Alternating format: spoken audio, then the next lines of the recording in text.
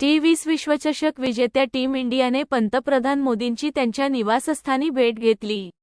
प्रशिक्षक राहुल द्रविड आणि कर्णधार रोहित शर्मा यांच्यासह संपूर्ण संघ पंतप्रधान मोदींच्या निवासस्थानी पोहोचला, जिथे पंतप्रधान मोदींनी त्यांच्याशी संवाद साधला. पीएम मोदींनी टीम इंडियाच्या खेळाडूंसोबत विजय पिक्चरसाठी पोजही दिली. यानंतर संघ मुंबईकडे रवाना झाला, जिथे विजयाची परेड संध्याकाळी 5 वाजल्यापासून आहे.